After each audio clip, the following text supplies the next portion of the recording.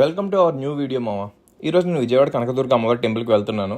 ఇన్ని సంవత్సరాలు పట్టింది నేను టెంపుల్కి వెళ్ళడానికి. ఫైనల్లీ ఈరోజు వెళ్తున్నాను. నాకు ఊహ తెలిసినప్పటి నుంచి ప్రతి సమ్మర్ హాలిడేస్కి, ఫ్యామిలీ ఫంక్షన్స్కి మా ఊరు విజయవాడ వస్తాను. కానీ ఎప్పుడు అమ్మవారి టెంపుల్కి వెళ్ళలేదు.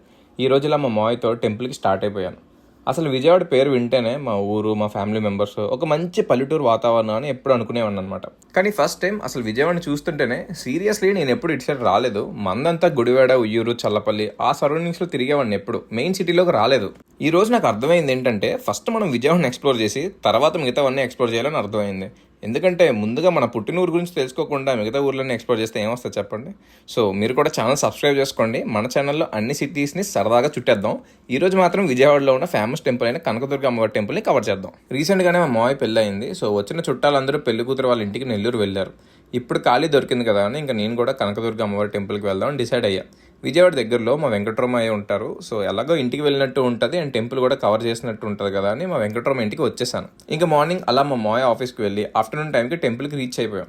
ఇప్పుడు నేను మా మావయ్య విజయవాడ కనకదుర్గ అమ్మవారి టెంపుల్కి అయితే వచ్చాం అనమాట. అమ్మవారి టెంపుల్ సిటీకి దూరంగా ఉండడం వల్ల ట్రాఫిక్ తెలియలేదు, కానీ ఇప్పుడు తెలుస్తుంది ఎంత ట్రాఫిక్ ఉందో. ఈరోజు శనివారం కాబట్టి చాలా మంది జనం ఉన్నట్టు తెలుస్తుంది. మా మావయ్య నడిచినా పరిగెట్టినట్టే ఉంది, చాలా స్పీడ్గా నడుస్తున్నారు. నేనేమో పక్కన వీడియో తీసుకుంటూ వచ్చేస్తున్నాను. ఏ పక్క నుంచి ఎవరు గుద్దేస్తారో అర్థం కావట్లేదు. ఇక్కడ కరెక్ట్గా ఎండ ఎక్కువ ఉన్న టైంలోనే వచ్చాం మేము. ఈ విజయవాడ ఎండల గురించి తెలిసిందే కదా ఎలా ఉంటాయో. సరదా తీరిపోద్ది ఇక్కడ ఎండలు తిరిగితే. కొంచెం దూరం తర్వాత ఫుట్ పాత్ ఉంది, ఇంకా పైన కూడా గ్రీన్ షీట్ తో కవర్ చేశారు ఎండ రాకుండా ఉండడానికి. ఇది ఎక్కేసి ఇంకా నేను మా మావయ్య నడుస్తున్నాం అనమాట. మేము వచ్చింది సాటర్డే అవడంతో జనాలు చాలా మంది ఉన్నట్టు కనిపిస్తున్నారు. ఎప్పుడు ఇలానే ఉంటుందా లేకపోతే ఈ రోజే ఎక్కువ మంది ఉన్నారా నాకు తెలియట్లేదు. ఒకసారి మా మావయ్యని అడుగుదాం. చాలా ఎక్కువ మంది ఉన్నారు. చాలా ఎక్కువ మంది ఉన్నారా? ఇది కిందే, ఇంకా పైన ఇంకా ఎక్కువ మంది ఉంటారు. ఓ, టెంపుల్ స్టార్టింగ్లోనే మీకు చెప్పుల స్టాండ్ ఉంటుంది. ఇక్కడ పక్కనే లగేజ్ కౌంటర్ కూడా ఉంటుంది. ఇక్కడే మీ లగేజ్ అన్ని పెట్టుకోవచ్చు. ఇంకా మేము కూడా చెప్పుల స్టాండ్లో చెప్పులు పెట్టుకుని టోకెన్ తీసుకున్నాం. నాకు ఇక్కడ మొత్తం కొత్త. సో మా మావయ్య దగ్గరుండి తీసుకువెళ్తున్నాను నన్ను. మా మావయ్యకి తిరుగుతున్నాను నేను. లిఫ్ట్ ఎక్కేసి కొండపైకి వచ్చేసాం. మా మావయ్య చెప్పినట్టు కొండపైన చాలా మంది జనాలు ఉన్నారు. సో ఫైనలీ ఇప్పుడు నేను ఇంద్రకీలాద్రి కొండ మీదకి వచ్చేసా.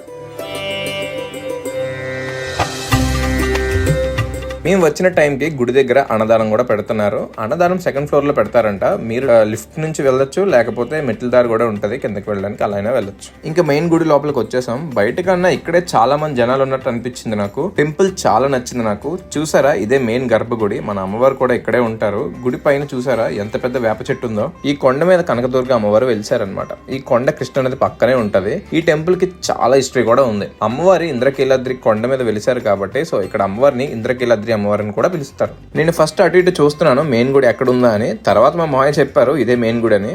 నాకు అసలు ఏం అర్థం కావట్లేదు. డైరెక్ట్ గా మెయిన్ టెంపుల్ కి దగ్గరికి ఎలాగొచ్చామో ఏమో. మా మావయ్యని అలా ఫాలో అవుతూ వీడియో తీసుకుంటూ వచ్చేసారు. నాకు అసలు ఏం అర్థం కావట్లేదు ఎక్కడున్నానో కూడా. ఇక్కడ చూస్తే టెంపుల్ ని చాలా నీట్ గా మెయింటైన్ చేస్తున్నారు. మంచి మొక్కలతో భలే డిజైన్ చేశారు. అసలు బాగుంది టెంపుల్. చాలా పాజిటివ్ ఎనర్జీ ఇస్తుంది నాకు. ఇంకా నేను మా మావయ్య దర్శనానికి వెళ్ళిపోయాం. అమ్మవారి దర్శనం చాలా బాగా జరిగింది. నేను లిటరల్లీ అమ్మవారిని చూసినప్పుడు నిజంగా ఏదో నేను ఒక మనిషిని చూస్తున్నట్టే అనిపించింది. అమ్మ బాబాయ్ చాలా పవర్ఫుల్. అసలు ప్రజెంట్ నేను అమ్మవారి ట్రాన్స్లోనే ఉన్నాను. అసలు కళ్ళు మూస్తే అమ్మవారి ఫేస్ గుర్తొస్తుంది. అమ్మో, మా మాయకి చెప్తున్నాను అనమాట ఇంక ఇదే విషయం నేను ఎలా ఫీల్ అవుతున్నానా అని. ఎక్కడి నుంచి ఎక్కడెక్కడి నుంచో వస్తాను. అమ్మవారు పిలిచి రారా నాయన నా దగ్గరికి. ఫైనల్లీ విజయవాడ కనకదుర్గ అమ్మవారి దర్శనం చేసుకున్నాను. మా మాయ చెప్పినట్టు ఆ అమ్మవారే నన్ను పిలిచినట్టు అనిపించింది. చాలా బాగుంది ఈరోజు ఇలా టెంపుల్కి రావడం. ఈ పాజిటివ్ ఎనర్జీ ఒక మంచి ఎక్స్పీరియన్స్ అయింది ఈ టెంపుల్కి వెళ్ళడంతో. ఇంకా టోకెన్ ఇచ్చేసి చెప్పులు తీసుకుని బైక్ దగ్గరికి వెళ్తున్నాం అనమాట. బైక్ బయట పార్క్ చేసాం మేము. ఇంకా ఎండలో బాగా దాహం వేస్తుందని నేను మా మాయ లెమన్ సోడా తాగుతున్నాం. చూసారా, ఇదే మన కృష్ణానది రైల్వే బ్రిడ్జ్.